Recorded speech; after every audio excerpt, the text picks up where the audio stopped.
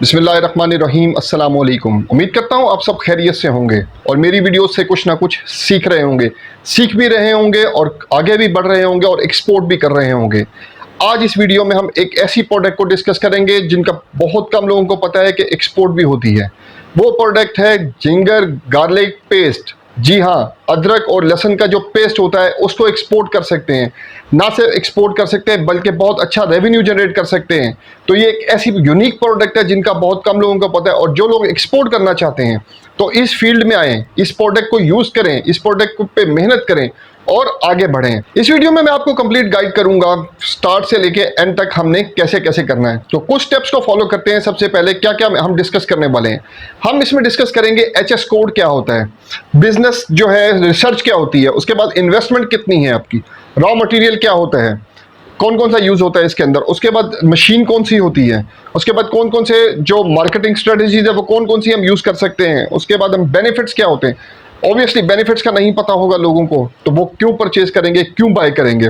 उसके बाद बात करें कंपटीटर्स कौन कौन से हैं, इंपोर्टर जो बहुत ज़्यादा इंपोर्टिंग कंट्रीज है वो कौन कौन सी हैं, एक्सपोर्टर्स कौन कौन से हैं, वर्ल्ड की बात कर रहा हूँ, वर्ल्ड में कौन कौन से बड़े बड़े एक्सपोर्टर्स हैं जो आपकी प्रोडक्ट को जो जिंजर गार्लिक पेस्ट है इसको यूज़ करेंगे, जो आपसे बाय करेंगे। इसके बाद बात करें तो ब्रांडिंग क्या होगी, इसके बाद बात करें सोर्सिंग कैसे करेंगे आप, उसके बाद पैकिंग क्या होगी इसकी, उसके बाद जो आपकी टोटल इसकी वैल्यू कितनी है एक्सपोर्ट की और वर्ल्ड में क्या इसकी वैल्यू क्या है और इसका फ्यूचर क्या है एक्सपोर्ट में। उसके बाद डॉक्यूमेंटेशन कौन कौन से रिक्वायर्ड हैं और लास्ट में हम डिस्कस करेंगे इसमें कितना प्रॉफिट होता है, प्रॉफिट मार्जिन कितना होता है।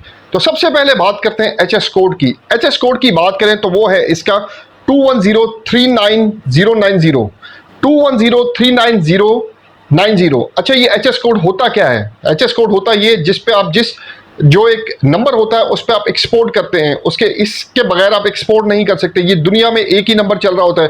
आप यूके में चले जाएं, यूएस में चले जाएं, कनाडा में चले जाएं, अमेरिका में उसमें चले जाएं, ऑस्ट्रेलिया में चले जाएं, नॉर्वे में चले जाएं, तो आप इसी एचएस कोड के थ्रू, अगर आप इंपोर्ट कर रहे हैं तब भी इसी एचएस कोड के थ्रू करेंगे, अगर आप एक्सपोर्ट कर रहे हो तब भी इसी एचएस कोड के थ्रू ही एक्सपोर्ट करोगे। दूसरे नंबर पे बात करें बिजनेस रिसर्च की। जब भी आपने कोई प्रोडक्ट को चूज करना है तो उसकी बिजनेस रिसर्च बहुत जरूरी है। अब इस प्रोडक्ट में भी आपने सबसे पहले क्या करना है, सबसे पहले आपने इसकी डिमांड चेक करनी है। फर्ज करें आप किसी भी कंट्री में एक्सपोर्ट कर रहे हो उसको, XYZ कंट्री, आपने उसमें डिमांड चेक करनी है, आपकी प्रोडक्ट की डिमांड कितनी है।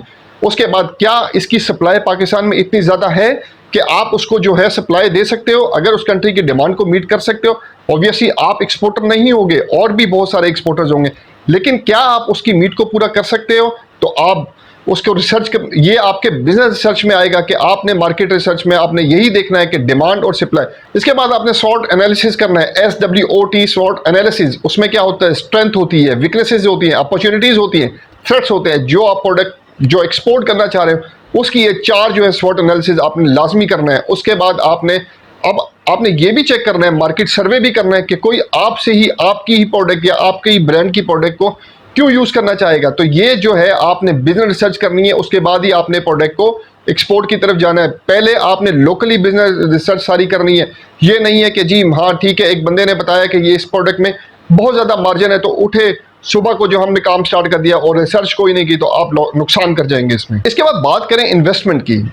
आप इन्वेस्टमेंट 2 तरीके से कर सकते हैं, एक तो हाई क्वांटिटी की और एक लो क्वांटिटी की। अब आपके बायर की क्या डिमांड है, वो कितने बॉक्सेस मांगता है, कंटेनर मांगता है, 20 फुट मांगता है, 40 फुट मांगता है, या वो बाय एयर मांगता है, ये डिपेंड करता है बायर पे। तो आपने जब भी स्टार्ट करना है तो आप उसी हिसाब से इन्वेस्टमेंट करेंगे जिस हिसाब से बायर की डिमांड होगी। बात यह है कि आपने सोचना है, आपने बायर को उसी साइड पे लेके आना है जितनी आपकी इन्वेस्टमेंट है। अगर 10 लाख इन्वेस्टमेंट है तो बायर को आपने उतनी ही प्रोवाइड करनी है जितनी आपकी इन्वेस्टमेंट है। बायर ये नहीं कि आपसे 40 फुट कंटेनर मांग रहा होगा तो आप लोन पकड़ के आप उसको 40 फुट कंटेनर दे रहे होंगे। ऐसा आपने नहीं करना, आपने इन्वेस्टमेंट में रह के ही काम करना है। इसके रॉ मटेरियल की बात करें तो रॉ मटेरियल में जिंजर आएगा, ठीक है। इसके बाद आपका जो गार्लिक आएगा, यही 2 रॉ मटेरियल है, इसका यही आपने परचेज करना है। परचेज करने के बाद आपने आगे इस पे होमवर्क करना है। अगर इसमें मशीनरिंग की बात करें, कौन कौन सी मशीनें यूज होंगी, आपकी पिलिंग मशीन चाहिए, ठीक है, और एक ग्राइंडर चाहिए बड़ी क्वांटिटी, अगर आप बड़ी क्वांटिटी पे काम कर रहे हैं, वरना आप ये घर पे भी इजीली कर सकते हैं। अब आपकी कौन सी मार्केट है उसी हिसाब से आपने काम करना है। आपकी डिमांड मतलब सप्लाई, आपकी प्रोडक्ट की डिमांड कितनी है, आपने उसी हिसाब से इसकी सप्लाई निकलेगी। जब डिमांड ज़्यादा होगी तो सप्लाई आपने उसी हिसाब से, जो मशीनें वगैरह आपने उसी हिसाब से तैयार करनी है। अगर डिमांड ज़्यादा है तो आपको बड़ी मशीनें चाहिए, डिमांड कम है तो आप ये घर पे भी इजीली तैयार कर सकते हैं। कोई भी प्रोडक्ट एक्सपोर्ट करनी हो या लोकल मार्केट में चलानी हो तो सबसे इंपॉर्टेंट होती है उसकी मार्केटिंग स्ट्रेटजी। उसकी प्रोडक्ट को आप कैसे मार्केट करोगे, ठीक है। आपने प्रोडक्ट को ब्रांड कर लिया, आपने प्रोडक्ट की सारी वो जो है, जो भी आपके जो गवर्नमेंट के लाइसेंसेस वगैरह हैं वो सारे ले लिए आपने उस प्रोडक्ट को तैयार करने के लिए। तो अगर आप लोकल काम कर रहे हो या इंटरनेशनल काम कर रहे हो तो सबसे important marketing strategy. Marketing strategy में आप डिजिटल मार्केटिंग भी कर सकते हो, माउथ टू माउथ मार्केटिंग भी कर सकते हो, फेसबुक मार्केटिंग है, इंस्टाग्राम मार्केटिंग है, ट्विटर, लिंक्डइन, ये सब मार्केटिंग के जरिए आप डोर टू डोर मार्केटिंग भी कर सकते हो अगर आप लोकल काम कर रहे हो। इंटरनेशनल मार्केटिंग कर रहे हो तो आपके पास बहुत ज़्यादा प्लेटफॉर्म्स हैं, B2B प्लेटफॉर्म्स हैं, B2C प्लेटफॉर्म्स हैं, आप उनको यूज़ करके भी आप एक्सपोर्ट कर सकते हो। बाकी गूगल है, अलीबाबा है, अलीबाबा पर रजिस्टर होकर उनकी मंथली 7 लाख तक फीस है, आपको अच्छे ऑर्डर्स जनरेट करके दे सकते हैं। वो लोग कर रहे हैं पाकिस्तान में, आप भी कर सकते हैं। ज़्यादातर काम जो है इसमें जो है सियालकोट की पार्टीज कर रही हैं, गुजरावाला की पार्टीज कर रही हैं, तो आप भी उसमें इन होकर प्रोडक्ट कोई भी हो, ठीक है, बिकती है तो आप उनका जो है ईयरली जो है वो पैकेज लेके आप एक्सपोर्ट कर सकते हो। आपने अपनी मार्केटिंग स्ट्रेटजी जो है वो बनानी है कि हमने काम कैसे करने। जब भी आपने एक्सपोर्ट के बारे में सोचना है उससे पहले आपकी ये स्ट्रेटजी कंप्लीट होनी चाहिए। हाँ भी हमने इस पॉइंट पे काम करना है, ये नहीं कि आप उठे हाँ जी फिर वही बात है कि हमने एक्सपोर्ट करनी है, हम एक्सपोर्ट कर दी, एक्सपोर्ट करने चले हैं। बात ये ऐसे काम करेंगे तो आपका नुकसान हो जाएगा और नुकसान हो गया तो फिर दोबारा आप खड़े नहीं हो सकते कभी भी। अगर बात करें टारगेटेड कस्टमर्स की, टारगेटेड कस्टमर्स आपके बेकरी वाले हैं। देखिए पिज़्ज़ा बनाना है तो इसके बगैर तो नहीं बनेगा, कोई भी और मतलब बर्गर बनाना है इसके बगैर नहीं बनेगा, और भी बहुत से, डोमिनोज हो गया या कोई भी हो गया, चीज़ेस हो गया या कहीं दुनिया में हो गया, इटालियन पिज़्ज़े वाले हो गए, तो इसके बगैर कोई प्रोडक्ट तैयार नहीं होती है। तो आप ये देखें आपकी प्रोडक्ट की डिमांड किस किस कंट्री में, किस किस कंट्री में बहुत ज़्यादा है, फास्ट फूड किस किस कंट्री में खाया जाता है, तो वो आपके टारगेटेड कंट्रीज हैं।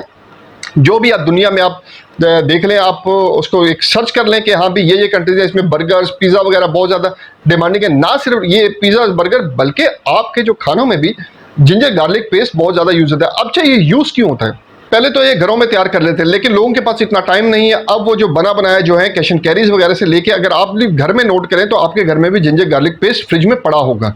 तो इसी तरह फूड इंडस्ट्री है, होटल इंडस्ट्री है, रेस्टोरेंट्स है और बहुत सी इंडस्ट्रीज है जिसमें आप ये यूज़ कर सकते हैं, करवा सकते हैं लोगों से, और एक्सपोर्ट जो इंपोर्ट करना चाहते हैं उनको दे सकते हैं। जो मतलब कि जो मैंने नाम बताया, जो इंडस्ट्रीज को मैंने बताया, उनको आप टारगेट करके वहां तक आप पहुंचा सकते हैं। तो ये बायर्स हैं सारे, इनको आप देखें, सर्च करें, गूगल में सर्च करें तो आपको बायर्स मिलेंगे। अब बात करते हैं बेनिफिट्स की। बेनिफिट्स के बगैर ऑब्वियसली कोई बंदा क्यों की चीज यूज करेगा, तो सबसे पहले उसको बेनिफिट्स पता होना चाहिए कि यार इसके करने से ये बेनिफिट होगा, इसके करने से ये बेनिफिट होगा। तो सबसे पहले बात करें तो ब्लड प्रेशर कंट्रोल होता है, कार्डियोवैस्कुलर डिजीजेस को ये कम करता है, उसके बाद एंटीऑक्सीडेंट होता है, उसके बाद ये एंटी कैंसर होता है, उसके बाद एंटीबायोटिक होता है, उसके बाद डायबिटिक होता है, उसके बाद इम्यूनिटी बूस्टर होता है, और भी बहुत ज्यादा फायदे होते हैं। लेकिन ये कुछ बेनिफिट्स हैं जो बहुत इंपॉर्टेंट है, जो आप जो है अपनी जो भी प्रोफाइल बिल्ड कर रहे होंगे तो उसके अंदर ये मेंशन कर सकते हैं कि जी हम जिंजर गार्लिक पेस्ट एक्सपोर्ट कर रहे हैं, तो ये जो आइटम्स हैं इसके बेनिफिट्स ये हैं। अब बात करते हैं इसके कंपटीटर्स की। इस रीजन में कंपटीटर्स कौन कौन है? चाइना है, इंडिया हमारा बहुत बड़ा कंपटीटर है, ये दोनों हमारे इस रीजन में बहुत बड़े कंपटीटर हैं। तो आपने जाहिर सी बात है, इंडिया जो है, चाइना जो है गार्लिक और जो इसका है जिंजर का बहुत बड़ा एक्सपोर्टर भी है, तो ऑब्वियसली वो कंपटीटर हो। इंडिया भी इसी तरह, जो जिंजर है उसका बहुत ज़्यादा एक्सपोर्ट होता है। गार्लिक वहाँ पे क्वांटिटी कम है लेकिन जिंजर की बहुत ज़्यादा है। तो हमारे यहाँ पे पाकिस्तान जो है, पाकिस्तान में अब आप देखें G1 की काश्त बहुत ज़्यादा हो रही है, हार्वेस्टिंग बहुत ज़्यादा हो रही है।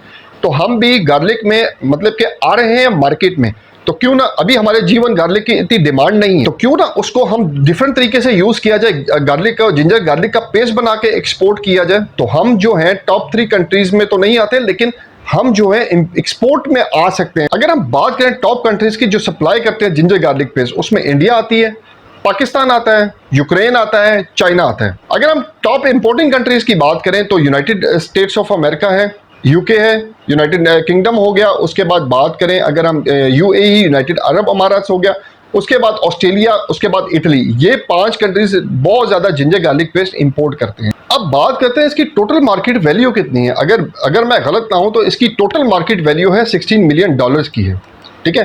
तो ये एक्सटेंड कर रहे हैं 2027 में, इसका टारगेट ये बिलियन तक लेके जाने का, इसका $1 बिलियन तक लेके जाने का। तो ये बहुत ज़्यादा इसमें पोटेंशियल है। अगर आप इसको इसमें अभी एक्सपोर्ट में आते हैं, तो इंशाल्लाह ताला 2027 तक आप एक बड़े एक्सपोर्टर, क्या बहुत बड़े एक्सपोर्टर बन जाओ। अब बात करते हैं आपने सोर्सिंग कहाँ से करनी है। आप सोर्सिंग क्या तो आप तो बाग से करोगे, मतलब कि आप जमीन से करोगे, फील्ड से करोगे, या आप करोगे मंडी से। बात यह है कि अब ये आपको ये पता होना चाहिए, सबसे पहले आपको ये पता होना चाहिए इसकी हार्वेस्टिंग कब होती है। जो पंजाब है इसमें अप्रैल में होती है, सिंध में अप्रैल और जून में होती है, उसके बाद अप्रैल मई जून में होती है, केपीके में भी अप्रैल मई जून में होती है, सॉरी मार्च अप्रैल मई जून में होती है, और बलोचिस्तान में भी मार्च अप्रैल मई जून में होती है। ये मतलब 4 इसके सीजन जो है मार्च से शुरू होता है और जून तक जाता है।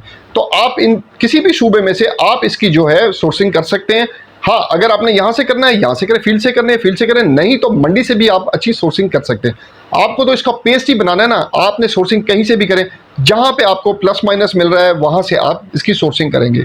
उसके बाद इसका प्यारा सा एक ब्रांड बनाएंगे, बॉटल बनाएंगे, प्लास्टिक की बोतल बनाएंगे या शीशे की बोतल बनाएंगे, ये बाहर की डिमांड पे होगा, उसकी रिक्वायरमेंट किस बोतल में, आप उसके ऊपर अच्छी सी लेबलिंग करेंगे, अपनी कंपनी का नाम उस पर प्रिंट कराएंगे, और उसको जो भी डॉक्यूमेंट्स वगैरह हैं वो उसकी रिक्वायरमेंट बाहर बताएगा आपको, उसके जिस कंट्री में भी एक्सपोर्ट हो रहा है कि कौन कौन से डॉक्यूमेंट्स हैं, तो वो लगा के आप उसको एक्सपोर्ट कर दें। अब सबसे मेन सवाल यहाँ पे आप लोगों का होगा कि जिंजर तो हम लोग जो है यहाँ पे हमारा नहीं होता। बिल्कुल ऐसा ही है, जिंजर हम लोग इंपोर्ट करते हैं, हम थाईलैंड से इंपोर्ट करते हैं, चाइना से इंपोर्ट करते हैं, और जो है आपका इंडोनेशिया से इंपोर्ट करते हैं। ये 3 कंट्रीज है, चाइना, इंडोनेशिया, थाईलैंड से हम इंपोर्ट करते हैं। तो कोई मसला नहीं है, इंपोर्ट करके भी हम जो है इसका जिंजर तो हमारा अपना है, सॉरी गार्लिक तो हमारा अपना है ना, इसमें पेस्ट बना के हम एक्सपोर्ट कर सकते हैं। इसके बाद बात करते हैं डॉक्यूमेंट्स की। डॉक्यूमेंट्स कौन कौन से रिक्वायर्ड होते हैं। देखिए, डॉक्यूमेंट्स में आपकी इनवाइस होती है, बिल ऑफ लेडिंग होता है, उसके बाद फाइटो सर्टिफिकेट होता है क्योंकि ऑब्वियसली फूड आइटम है, इसके अलावा जो है अपना सर्टिफिकेट ऑफ ओरिजिन होता है। इसके बाद बायर की कोई डिमांड होती है,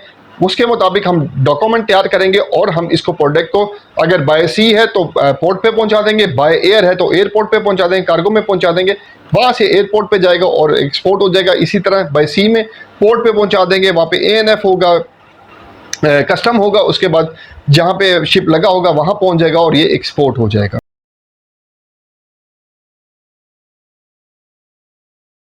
इस वीडियो में आज हमने सीखने की कोशिश की है कि जिंजर गार्लिक पेस्ट को एक्सपोर्ट करके भी हम अच्छा रेवेन्यू जनरेट कर सकते हैं। आपको स्टेप बाय स्टेप मैंने समझाया कि कौन कौन से स्टेप्स फॉलो करने हैं जब भी आप प्रोडक्ट चूज कर रहे हो, क्या क्या स्टेप्स फॉलो कर रहे हैं, डॉक्यूमेंट्स क्या है, सारा कुछ डिटेल में समझाया। उम्मीद करते हैं आपको आज की वीडियो से कुछ सीखने को मिला होगा। मेरी वीडियो को लाइक, सब्सक्राइब और शेयर लाजमी किया करें ताकि आने वाले इंपोर्टर एक्सपोर्टर्स भी इससे कुछ सीख सकें। मुझे उम्मीद है आपको आज की वीडियो पसंद आई होगी। अगली वीडियो तक के लिए मुझे इजाज़त दीजिए। अपना बहुत ज़्यादा ख्याल रखिएगा। अल्लाह हाफिज़।